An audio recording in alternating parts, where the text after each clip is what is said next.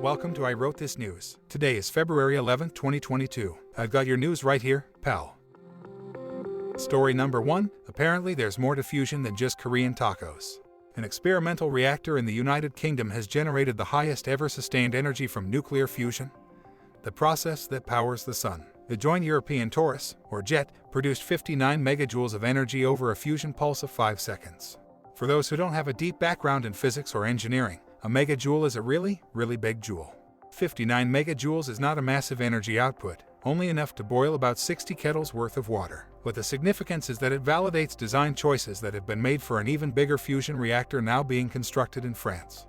Dr. Joe Milnes, the head of operations at the reactor lab, said, quote, "We've demonstrated that we can create a mini star inside of our machine and hold it there for 5 seconds and get high performance, which really takes us into a new realm.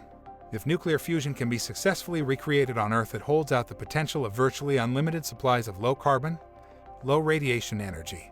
JET success suggests that scientists and engineers should eventually be able to achieve the ultimate goal, getting more energy out of a process than the energy that you put in, which curiously is the same goal my spouse has for our marriage." Story number 2. My flesh trumps your full House of Representatives. According to journalist Maggie Haberman, White House resident staff during the Trump years periodically discovered wads of printed paper clogging a toilet and believed the president had done the flushing. The news of White House toilet flushing comes as the National Archives has reportedly asked the Biden Justice Department to examine Trump's handling of White House records amid the congressional investigation into the January 6th assault on the Capitol. The Washington Post reports that National Archives officials, quote, suspected Trump had possibly violated laws concerning the handling of government documents. The National Archives later retrieved 15 boxes from Mar-a-Lago, the newspaper reported. Perhaps more concerning is that Archives officials found possible classified material in the returned boxes, according to the New York Times. Haberman's coverage as a New York Times White House correspondent was followed obsessively by Trump. Her revelation of presidential toilet clogging adds a vivid new dimension to Trump's lapses in preserving government documents. Story number 3. I see, said the blind man as he took his hammer and saw. As fears of a Russian invasion continue to grow, Joe Biden, whose rise to the presidency shows you just what can happen when an obdurate narcissist meets a deadly virus, has urged American citizens to leave Ukraine immediately. In an interview with NBC News, Biden said, quote, "American citizens should leave now. We're dealing with one of the largest armies in the world. This is a very different situation and things could go crazy quickly." On Friday, UK Defense Secretary Ben Wallace joins Foreign Secretary Liz Truss in Moscow after she held frosty talks with her Russian counterpart, Sergei Lavrov. Lavrov said the meeting was like a conversation of, quote, the mute with the deaf.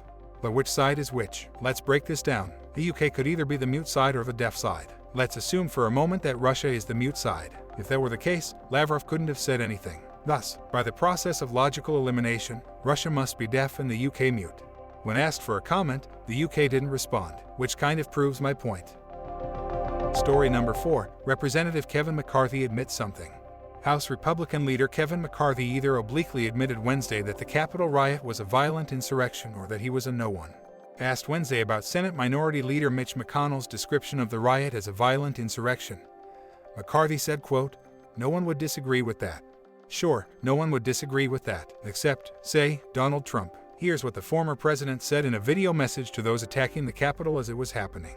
"This was a fraudulent election, but we can't play into the hands of these people. We have to have peace. So go home. We love you. You're very special. You've seen what happens. You see the way others are treated that are so bad and so evil. I know how you feel. But go home and go home in peace." But except for Trump, no one would disagree with describing the riot as a violent insurrection. No one except Trump and the entire RNC. In censuring Representatives Liz Cheney and Adam Kinzinger last Friday, the RNC said that pair of Republicans are, quote, participating in a Democrat-led persecution of ordinary citizens engaged in legitimate political discourse. In other words, no one would disagree with the description of the events of January 6th as a violent insurrection, except for the former president and the entire Republican Party apparatus. February 11th is the 42nd day of the year in the Gregorian calendar. 323 days remain until the end of the year. Now it's time for On This Date in History. On this date in the year 55, Tiberius Claudius Caesar Britannicus, heir to the Roman Empire, on the eve of his coming of age, dies under mysterious circumstances. clearing the way for Nero to become emperor. On this date in 1534, Henry VIII of England is recognized as supreme head of the Church of England, a gig he really needed to score if he was going to divorce more wives. On this date in 1937, the Flint sit-down strike ends when General Motors recognizes the United Auto Workers Trade Union. On this date in 1990, Nelson Mandela is released from Victor Verster prison outside Cape Town, South Africa after 27 years as a political prisoner. On this date in 1999, Pluto crosses Neptune's orbit, ending a nearly 20-year period when it was closer to the Sun than the gas giant, which, by the way, was my nickname in college. Pluto is not expected to interact with Neptune's orbit again until 2231. Celebrating birthdays today are actress Tina Louise. She played the role of Ginger on TV's Gilligan's Island. Musician Sergio Mendes. Politicians Mike Leavitt, Jeb Bush, and Sarah Palin. Singer Sheryl Crow, actress Jennifer Aniston, actor Damian Lewis, singer Brandy Norwood, and Slovak biathlete Lubomira Kalinova. Happy birthday to all of them, and if your birthday is today, a very happy birthday to you as well. By the way, if you or someone you know is having a birthday and would like us to announce it on the show, leave us a voice message or send an email. The links are in the show notes. Today's news was brought to us by Nature, the BBC, Axios, the Washington Post, the New York Times, Yahoo News, and the only website I want to be when I grow up, Wikipedia.